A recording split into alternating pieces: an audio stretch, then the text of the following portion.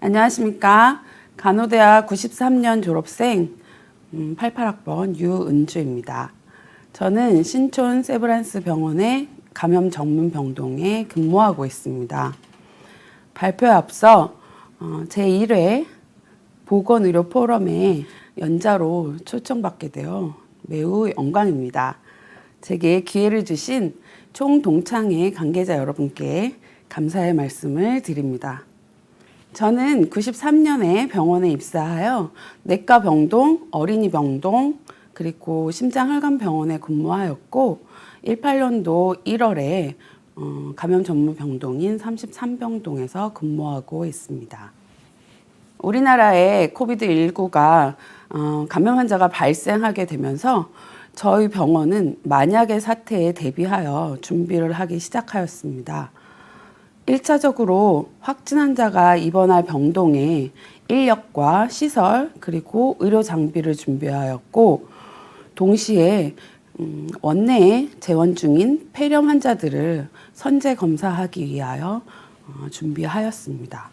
동시에 외래와 응급진료센터에서 유증상 내원 환자는 코비드19 검사 후 검사 결과 대기 장소로 그리고 입원 예정인 환자들은 입원 전 검사 결과 대기 장소로 20년 2월부터 시작이 되었습니다.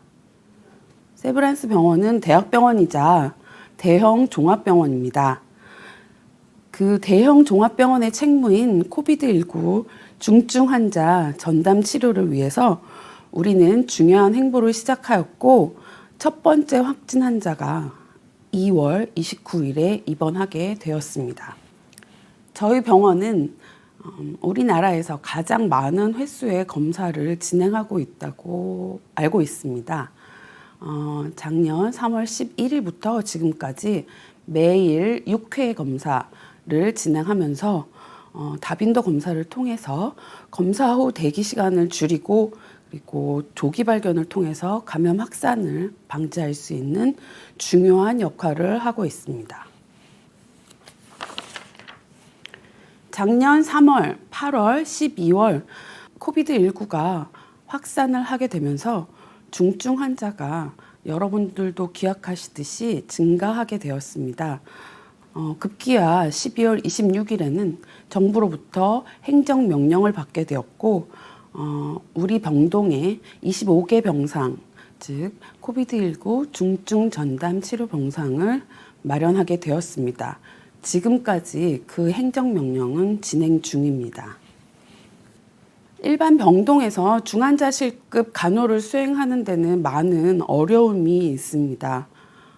환자가 20여 명이 넘는 상황에서는 각 임상과의 협력이 필요하고 임상과뿐만이 아니라 간호팀과의 협력도 매우 중요합니다.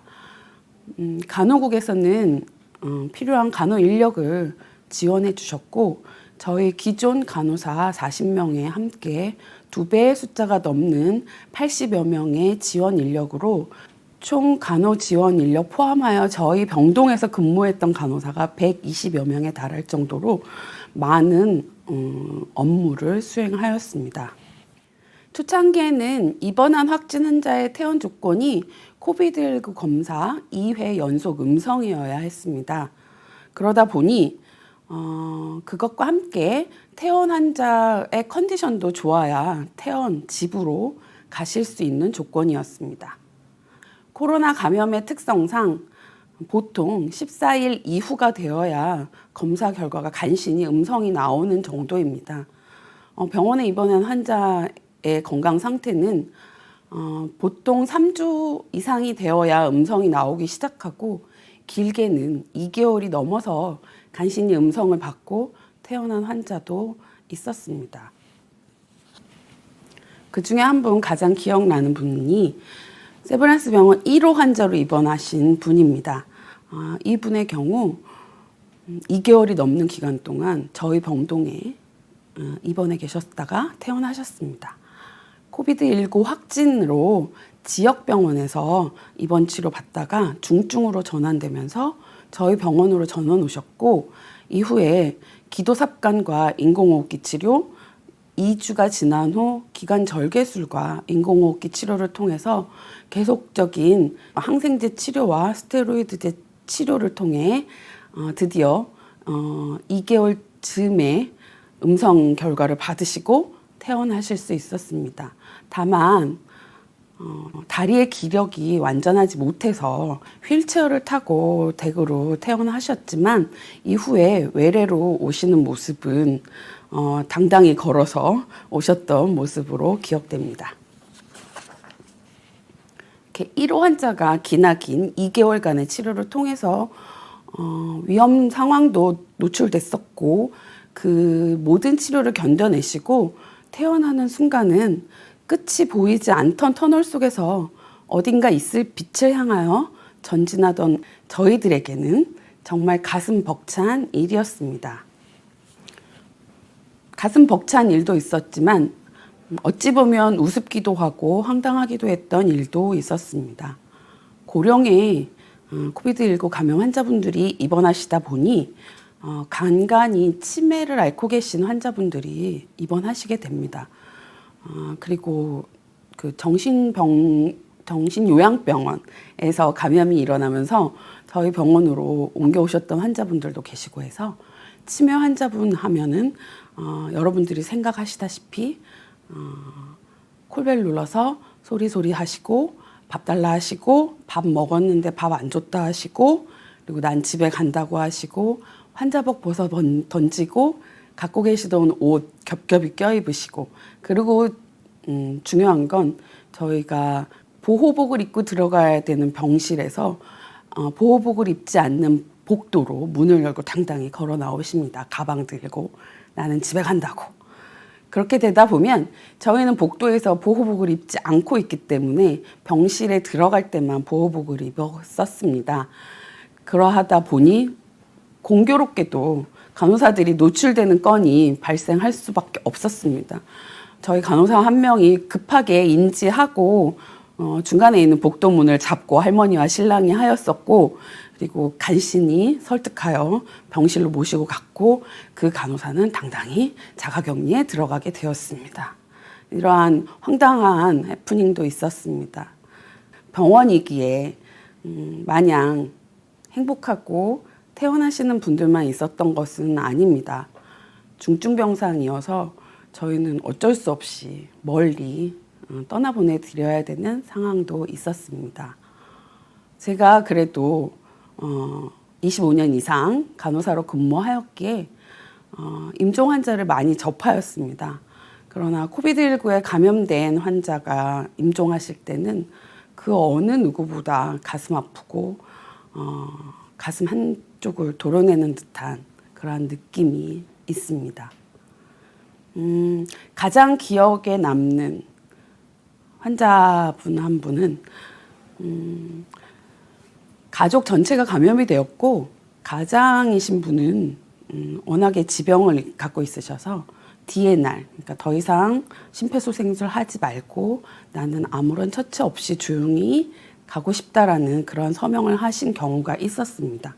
그런 가장분은 그래서 중증이시기에 우리 병원에 입원하셨고 가족 나머지 분들은 경증 환자들이 입원하는 국가격리병원에 입원하였습니다.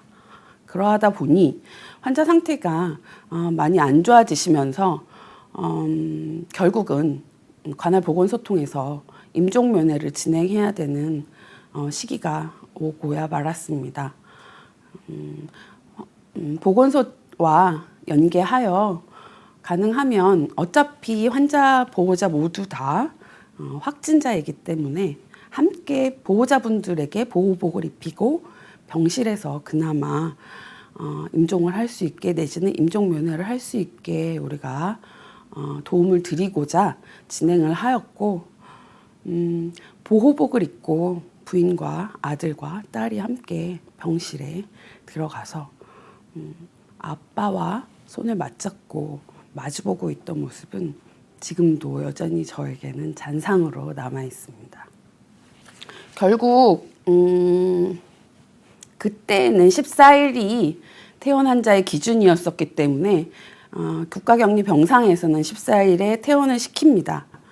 그 이후에 다행히도 그 이후에 환자분은 임종을 맞이하셨고 동영상으로 임종하실 수 있도록 보호자분 도와드렸고 그 이후에 함께 장례식장으로 모시는 모습을 보여드릴 수 있었습니다. 저희가 늘 그 환자를 간호하면서 이런 얘기들 했습니다. 보호자분들 격리기간 끝날 때까지만 버텨주세요. 그랬으면 좋겠습니다. 그때까지 저희가 힘써보겠습니다. 라고 말씀을 드렸는데 그 기도가 통했는지 그렇게 이루어지게 돼서 한편으로는 가슴 아팠지만 한편으로는 다행이다라고 생각을 하게 되었습니다. 가슴 아픈 사망 환자분들과 이어지는 내용인데요. 감염병에서 사망 환자들을 관리하는 절차가 상당히 황당하기도 하고 당연하기도 한 상황입니다. 감염병 자체는 감염원에 대한 노출의 기회를 줄이는 것이 가장 기본적인 처치와 간호의 대전제입니다. 그러하다 보니 사망 환자가 발생할 경우 간호사가 그 입관 절차를 진행해야 합니다. 그래서 보호복을 입은 채로 생각하시는 모든 입관 절차를 진행을 합니다.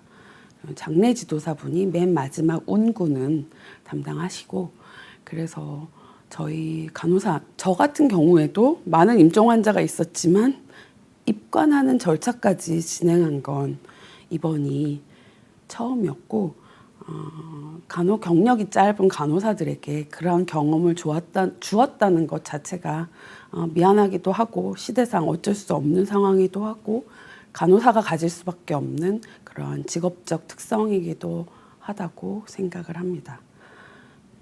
그리고 또 하나는 중증 환자를 치료하다 보니 의식이 있던 환자분들도 이제 기도석관을 하여 인공호흡기 치료를 하면서 진정제를 투여해서 여러분들이 생각하시는 재우는 시간이 필요합니다. 그러다 보니 이제 저희가 술만 먹어도 축 처지잖아요. 재워놓은 환자분들은 엄청 무겁습니다. 근데 중증 환자를 치료하는 폐렴이 걸린 중증 환자분들을 치료하는 기본 중에 하나가 많은 효과를 얻었다고 해서 진행했던 것이 프론 포지셔닝이라고 해서 엎드린 자세를 유지하는 그러한 치료를 진행하였었습니다. 한 10명이 넘는 환자가 많게는 진행이 됐었고 저희 간호사들이 한 8시간에 한 번씩 내지는 16시간에 한 번씩 10분의 환자분들을 누운 자세에서 엎드린 자세로 바꾸는 행위입니다. 그렇게 진행하다 보니 우리 간호사들이 이제 1년 반 동안 그런 업무들을 많이 하고 기저귀도 갈고 그다음에 욕창 발생하지 않도록 자세 변경도 2시간에 한 번씩 하고 하면서 허리 통증이 너무 심하고요.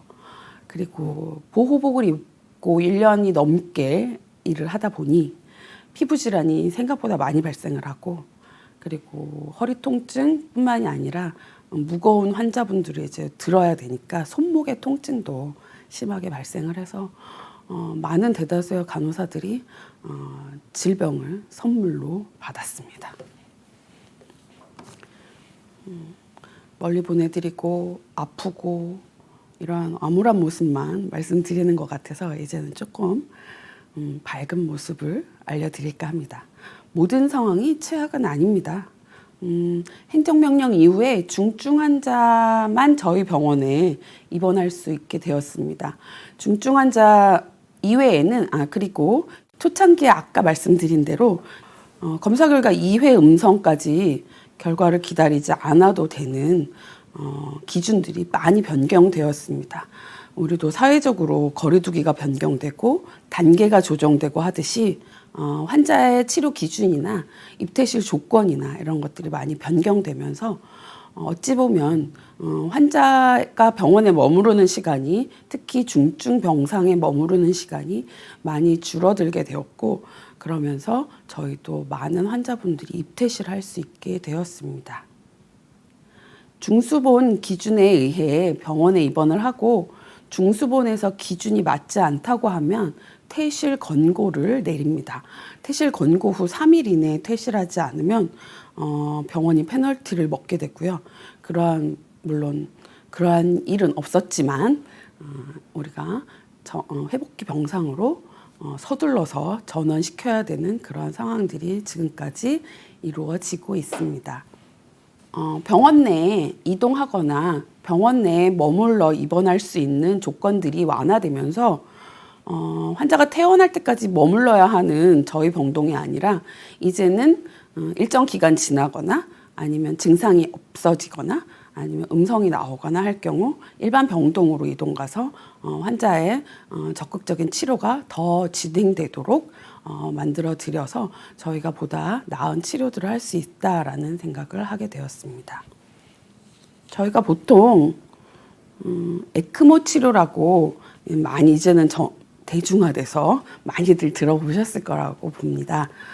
그리고 여기 이제 의료분과에 계신 분들은 에크모 치료하면 대부분 다 들으실 거라고 생각합니다. 저희가 보기 자세 치료와 의료진의 노력으로 호흡기 이탈한 후 드디어 일반 병실로 갔던 환자분이 있습니다. 근데 일반 병실에서 상태가 조금 나빠져서 다시 중환자실로 갔었고 저희가 그토록 에크모 치료 안 하려고 노력은 했는데 갑자기 에크모 치료를 해야 되는 다른 중환자실 본원에서 그런 일이 발생하였는데 환자는 의식이 없었고 보호자분들이 너무나 강력히 에크모 치료까지는 안 했으면 좋겠다 하시며 그분도 역시 DNR 상태를 해달라고 연명의료 중단을 해달라고 말씀을 하셨습니다. 그래서 저희는 이제 환자가 저희 병동에 있다가 퇴원한 환자니 환자 상태가 궁금하여 조회를 해보면 항상 중환자실에 있고 이름이 중환자실에서 벗어나질 않더라고요. 근데 어느 날 다시 병동으로 나오게 되고 공교롭게도 감염병동 중 일부를 비코로나 병동으로 오픈 운영하게 된 저희 병동에 환자분이 이제 필연적으로 저희한테 오시게 되었습니다. 사실은 보호자분도 감염이 되어서 환자 따로, 보호자 따로, 보호자분은 생활치료센터에 환자분은 저희 병동에 입원해서 치료를 받았었고 그 보호자분은 항상 말씀하시기를 남편에 의해서 자기가 걸렸는데 자기는 생활치료센터에서 2주 만에 집에 멀쩡히 돌아갔는데 우리 남편은 왜 이럴까요? 하면서 그래도 내 곁에 있는 것 그렇게 만들어 주셔서 감사하다고 늘 말씀하셨던 보호자분이 결국에는 휠체어 타고 그리고 퇴원을 하셨습니다. 3개월간의 그러한 치료 속에서 가족의 사랑 그리고 가장의 책무 이런 막중한 중요한 울림을 저에게 주었던 그런 가족이 있었습니다. 그리고 또 하나는 우리가 가장 보람된 걸 느낀다거나 할까요? 해피함을 잠시 느낀다고 할까요? 퇴원하신 후에 저희에게 이제 외래 진료를 하시는데 병동으로 찾아오셔서 여러분 덕분에 이렇게 살았다. 그리고 너무너무 감사했다. 그때는 하얀 거 뒤집어 쓰고 와서 도저히 얼굴을 알아볼 수 없었지만 목소리와 몸짓만으로도 누가 누군지 구별할 수 있다. 그러면서 목소리를 들려달라고 하셨던 많은 환자분들이 있었습니다. 그 덕분에 저희가 즐겁게 환자분들을 간호하고 지금까지 견뎌온 세브란스를 지켜온 그런 것이 아닐까 생각을 합니다. 세브란스 병원에는 저희 많은 연세 간호 선우들이 있습니다. 간호국을 중심으로 감염병동인 저희 병동과 그다음에 감염 환자는 아니지만 자가격리 대상자들 입원 치료를 받아야 되는 자가격리 대상자들이 입원하는 그런 각 병원의 입원간호팀 그리고 외래 안심진료를 책임지고 있는 외래간호팀 그리고 응급진료센터와 선별진료소를 책임지고 있는 응급간호팀 그리고 응급간호팀 이렇게 많은 곳에서 우리 선우들이 활동을 하고 있습니다. 세브란스와 지역사회, 나아가 우리나라를 책임지는 그러한 세브란스 병원으로서 그 역할을 다하는 곳에는 또 한 부서가 있습니다. 세브란스 병원의 코비드19 컨트롤 타워 격인 감염관리실입니다. 감염관리실에도 연세 선후 간호사분들이 근무를 하시면서 겉으로는 드러나지 않지만 묵묵하게 자기의 역할들을 충분히 다 하고 계십니다. 기나긴 1년 6개월, 어느 누구도 지금까지 우리가 마스크 쓰고 이러한 생활을 할 거라는 생각은 하지 못했습니다. 저도 작년 2월 달에 병동을 준비하면서 뭐 길어야 6월? 하고 우리 간호사들에게 우리 6월까지만 잘 버텨보자 했었습니다. 사실 3월 달에 피크를 찍고 4월 말에 환자분들이 다 이제 퇴원을 하셨습니다. 저희가 간호했던 많은 분들이 아까 기나긴 여정이라고 했는데 그러한 기간을 거치면서 퇴원을 하셨고, 그래서 이제 끝나나 보다, 이제는 더 이상 없나 보다 한 2, 3일에 블럭이 생기더라고요. 그래서 접어야 되겠다. 우리 접어도 되지요? 라고 얘기했더니 감염관리 실장님께서 조금만 기다려 봅시다 말씀을 하셔서, 물론 지금의 실장님은 아니시고 바뀌신 이전 실장님이십니다.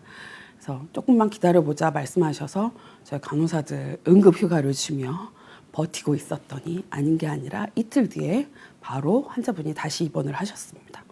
그러면서 6월 말 가더니 여러분도 다 아시는 8월에 한 번 더 팬데믹이 있었고요.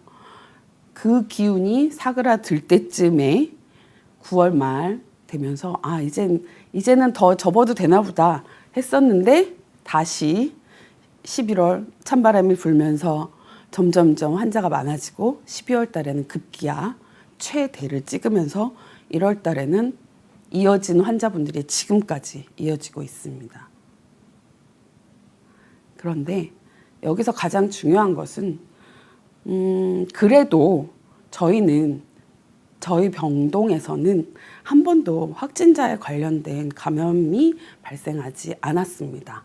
그리고 가족 전파나 다른 부서에서든 아니면 다른 병원이든 발생은 있었지만 실제로 확진자를 관여했던 간호사들과 의료진들과 그리고 저희 병동에서는 감염 환자가 발생하지 않았다는 것에 저는 중요한 방점을 찍고 싶습니다. 이렇게 할 수 있었던 것에는 많은 간호사들의 그러한 노력이었고, 그리고 병원의 많은 지원과 간호국의 지원으로 이루어진 성과라고 생각합니다. 좀 아부를 한 것 같습니다, 마지막에. 네.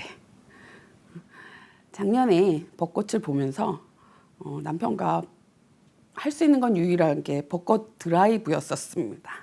그래서 내년엔 우리 벚꽃 보러 딴 데 가자 이렇게 하고 얘기했었는데 올해는 아예 비바람이 불어서 그 벚꽃마저 빨리 떨어져 버리더라고요. 그래서 아무것도 못했습니다. 그래서 내년에는 진짜로 우리 벚꽃 구경을 갑시다 라고 얘기했었습니다. 여러분도 그런 내년이 되었으면 좋겠습니다. 우리가 원하는 것이라면 손쉽게 얻을 수 있는 시대를 저희는 살고 있습니다. 우리 뜻대로 되지 않는 것도 많이 있음을 인정하고 내려놓을 줄 아는 우리가 되었으면 합니다. 어려운 상황 앞에서 우리가 할 수 있는 모든 것을 다했다면 그 다음은 내가 원하는 대로 다 되길 바라는 집착을 버리고 하늘에 맡기는 것, 그것이 필요할 것 같습니다. 때로는 원하지 않는 결과가 나올지도 모릅니다. 그렇지만 그것까지도 내 품에 안을 수 있는 넓고도 깊은 마음이 저에게, 우리에게, 여러분께 주어지기를 기도드립니다. 감사합니다.